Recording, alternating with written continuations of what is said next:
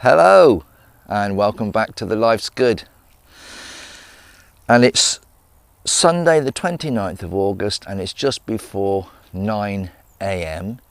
here in Northamptonshire. And I'm not far from Northampton in a small village called Road. And this is my allotment plot that I took over a few weeks ago, and my regulars would have seen me commencing work on this. And there's been a bit of work done in the last few weeks, and I spent a lot of time sorting out the raspberries, and that seems to have been the sort of the focal point of all of my videos since I moved on to the plot. Raspberries in every video. But what I wanted to do this morning, whilst I've got the chance, is just to take you around and point out a few things and have a closer look at exactly what's going on this plot with regard to what I've done, what I need to do, what I've been discovering, what's here, all that sort of thing. So we'll have a little wander around and I'll show you exactly what I've got here. You're probably fed up with me talking about raspberries, but these have been an important part of setting the plot up. And I did mention in the last video about the autumn fruiting varieties as opposed to your usual summer fruits. And I'm not sure if you can see, I'll bring you in closer in a minute and show you, but this particular cane here has got a nice amount of raspberry on here, just about ready for picking, as has this one and a couple on the far end. So I've got some raspberries to harvest here this morning, so I've got a couple of pots with me. I'll be picking those off so we can have some raspberry mixed with something else perhaps later on, with a pie or a crumble or something like that, or even just stewed down with a bit of ice cream. It's quite lovely. So I've got some raspberries to harvest this morning. I'll just bring you in and let you have a look at these. Well, these are the raspberries I was referring to. There's a nice little bunch of raspberries on here, and you can always tell when they're ready for picking is if you pull on one of these, what should happen is the central stem, there you go, that little bit remains on the plant, and you're left with the actual fruity part.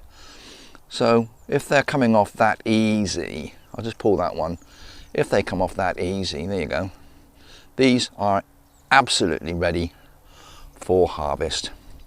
And you can't get better than fresh raspberries, fresh anything, to be honest.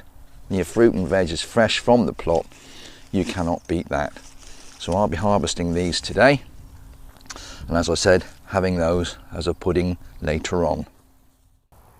Just in front of the hedge of raspberries, I've left a section as a pathway, and I have cleared and prepared these three sort of wooden framed beds. I wouldn't call them a raised bed, but the addition of the boards around helps contain it and helps you to see exactly where your growing area is. It keeps it neat and tidy. As I said, I've created three beds. There's these two at the front are 8 foot by 8 foot each. That's 2.4 meters square. 2.4 by 2.4 each of these, and there's a slightly narrower one further back. But these sections now, I've done the hard work. I've taken out just about everything I could find in there. I noticed there's a couple of bits of the mare's tail coming back. I'll let you have a look at that in a minute and show you what it looks like. But there's a few bits and pieces coming back. When you dig the soil, you turn it over, you break things up, little bits and pieces remain in the ground, and that will germinate and grow. Your bindweed, your docks, thistles, dandelions, if you leave bits of root behind, they will come back. So you have to be vigilant, you have to keep on it, and every time you see something coming through, just remove it. And eventually you'll have a really clean plot. And I'll take you down close now on this one and show you what that mare's tail looks like that's coming through. Horse tail, mare's tail, I think in the northeast of England they call it railway grass. Now if you see that, the soil around it is quite clean. It's not bad soil, to be honest. It looks a bit lumpy at the moment, but it breaks down quite well. But it's this little beastie that is all over these plots, and if I don't keep on top of that, this can spread, multiply. Now you see that there, that is a bit more of mare's tail root.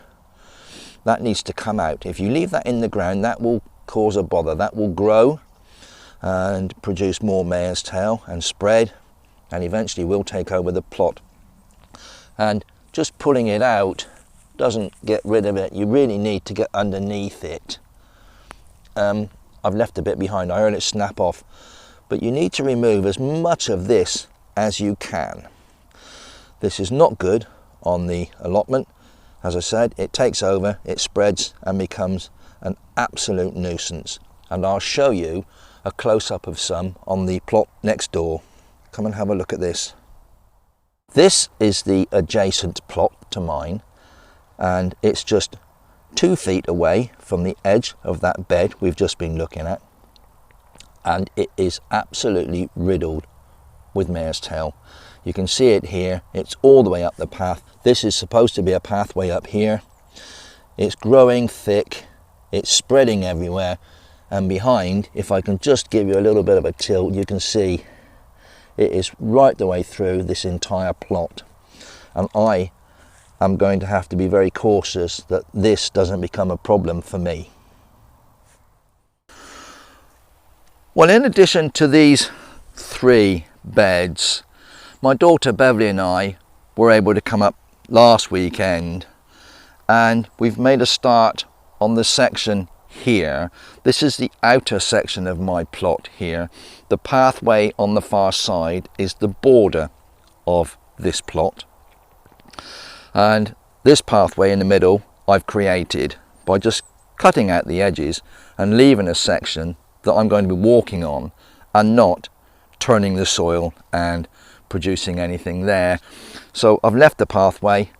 It links in with the outer communal path, and as you can see, we've probably prepared about another 10 feet there. Just cleaning it out. We've got in there with a fork and a spade, and we're cleaning the soil and preparing it for growing in later in the season. Looking back across plot 24 from the position that you are in now, this is the area we've just looked at. That is the latest cleared area. The 3 beds are on my right, that's your right, over there, and beyond those is the hedge of raspberries. You can see that enormous pile of weeds. Everything I've taken out of these plots here is piled up there. I'm just letting it dry and rot down. I need to keep something or an area to pile everything onto. There's far too much there to put into my compost bin, and in addition it does contain mare's tail, which is what I'm trying to eradicate from this ground. So that I just leave. It's rotting down. I keep adding to the pile. Maybe in the autumn, if it's dry enough, I could try and burn it off. That wouldn't hurt, but I'm just leaving it to rot down, and eventually that'll decompose, and that might be possible to use it. More than likely I will eventually get it into the compost bin, but my concern again, as I said, is the mare's tail. So burning is probably the best option to remove that from inside that heap, compost heap. Compost you say in America, don't you? Compost. In England we say compost. It's the same thing, but that will compost down. But as I said, my concern is the mare's tail. Now you get some idea of the size of the plot now. Where I've got my wheelbarrow, I'm not sure if you can see that from there, the compost bin, the wheelbarrow and bits and pieces there. Adjacent to that on the right hand side is where I want to put my shed, and I want to put a second compost bin down there. That is going to be sort of the working centre, the control centre, if you like to call it, the control centre, in the middle of the plot down there. You can see in front I've got some bricks that I've dug out of the ground here. They could be useful to support the shed. Little bits of plastic that guy at the burger van gave me to put into the ground. You set them in the ground, you can walk on them, you don't create a muddy puddle area, you don't scuff up the soil. They support your feet, support your weight, and you can walk around without making a mess around your working area. You can see in the middle that's some more raspberry canes. There's another small pile of weeds there which I'm going to transfer onto this one, and right back to the fence. That is the border of my plot. So as you can see, it's quite large. It's quite large. It's from the gate to the corner behind you, 50 feet. From that corner down to the far end is 40 feet. So a reasonable sized plot, 50 feet by 40 feet. It was completely overgrown at the beginning, as my regulars would have seen. And if you haven't seen, if it's your first time here, pop back a couple of 3 videos and you'll see what this plot was like when I first moved in.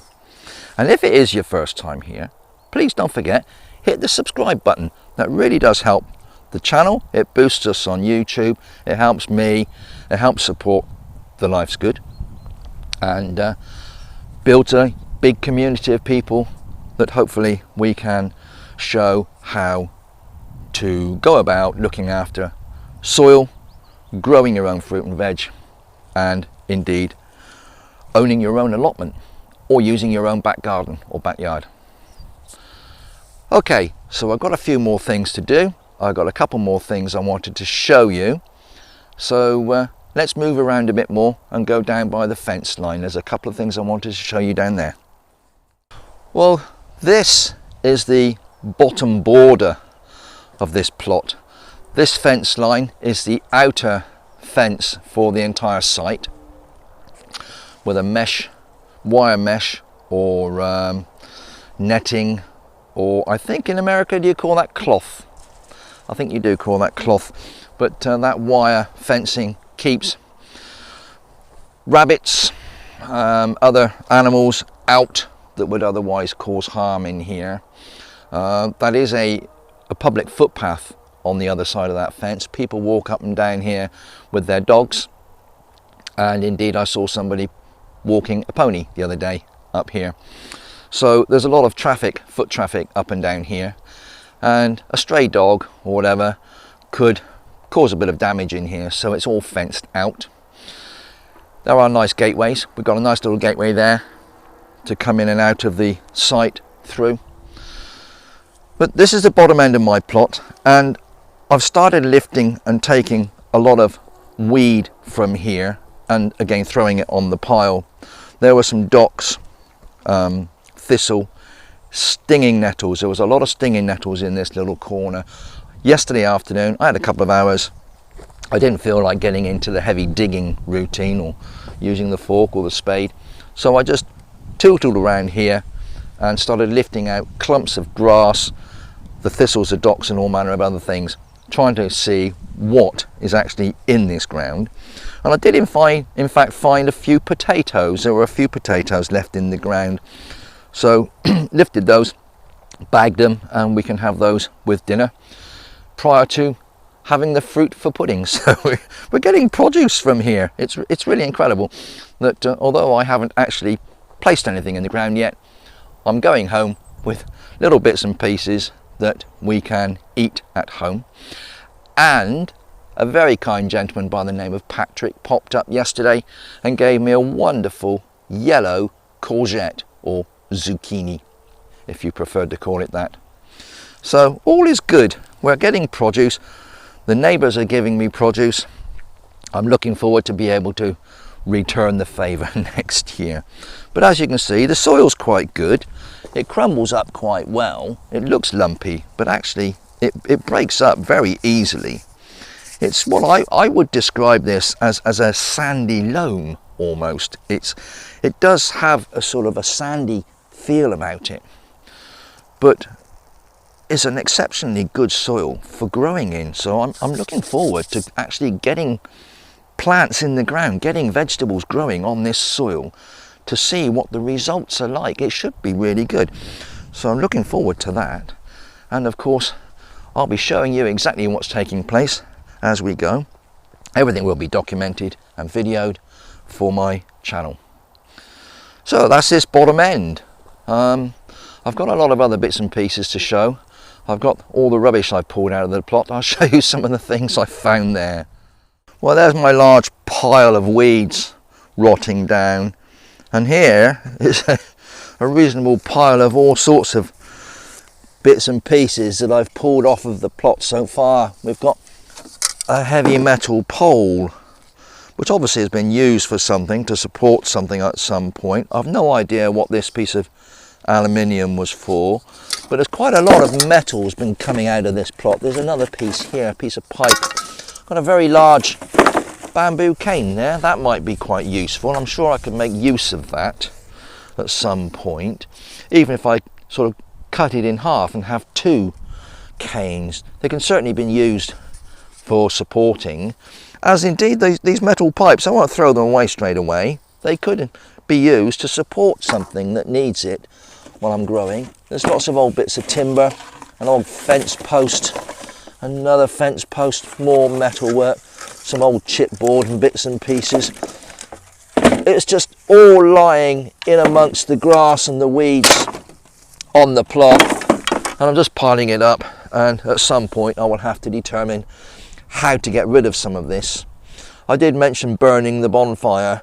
If I get that dried off enough, I can use the wood to make a small bonfire and gradually put all the dry weeds and so on onto that fire and slowly dispose of it in that way. But all sorts of timber and metal work has come out of the ground. I've got a lot more over there. There's all manner of things still in the ground. And on the other side of the raspberry hedge, there's an area there that's got some plastic sheeting on the floor. There's a pile of sand, and walking around in that area, I can feel there is other items lodged in the ground, in amongst the grass and the weeds. So goodness knows what I'm going to find from over there. Well, we're now in the bottom corner of the plot. It does slope down to this side, or this bottom end. We're looking back up across the plot, and indeed the rest of the site here. These are the plastic things for the floor. I think I showed you these before. They are second hand, they've been used before, but they'd be ideal for me. They lock together, you get them in the right way round, they actually lock together, and you can create a reasonable sort of surface to walk on and work on without churning up the soil. And here is a bag of rubbish, and this is all plastic and other bits and pieces, again, that I've pulled out of the soil and from out of the weeds on this plot. There's all manner of crud in there. You wouldn't believe. Old compost bags, bits of wire, plastic sheeting, broken flower pots, goodness me, all sorts in there. And I'm going to have to work out how to dispose of that at some point as well. And indeed, I started compost in my compost bin. We started collecting compost at home. I'll just show you this a moment, just bear with me a second. We've got a couple of these, we've got several of these were left over from a project that my son-in-law completed at home, and we've cleaned a couple of these up, and we keep one at home and a spare one, and we use these to collect all the compost or compostable materials from at home. And every time one of us comes up here, we bring the pot with us and tip it into the compost bin, and then back home there's one remaining to be continued to be used whilst this one's away emptying here. So yeah, we started to produce a bit of compost in here. I've added all sorts to this. Some of the weeds I'm taking out, some of the grass I'm taking out of here has gone in there. There's quite a bit of brown material as opposed to green. I did put on a video, many videos back, on how I used my green plastic compost bin when I had my previous garden. And if you pop back and find that, it explains what you can put into your compost bin in order to make compost that you can put back on the ground to improve your soil. So that's up and running now as well. So that's about it, I think. I'm desperately in need of a shed. I haven't got a shed yet, and I'm carrying my tools, everything I need, up and down from the house to here and back to the house and back to here again. Ideally, what I'd like to do is have everything in the shed up here and either walk or cycle to the plot. It's only about 10 minutes from the house, and that would be preferable for me. rather than keep driving the car, which is not environmentally friendly, is it? So yeah, at some point I really do need to get that shed organised. And that will be subject for another video, I'm sure, when we're putting the shed on the plot. Right, well, I'm going to have to go. I'm standing here talking to you instead of preparing the soil, and I need to crack on and do a bit more clearing and preparing on the plot. So in the meantime, whatever you're doing, you take care of yourselves, you be safe, you be happy, look after each other. Please, please, please subscribe to the channel, come back and see us again soon, and we would certainly love to see you back here in The Life's Good. Bye bye for now.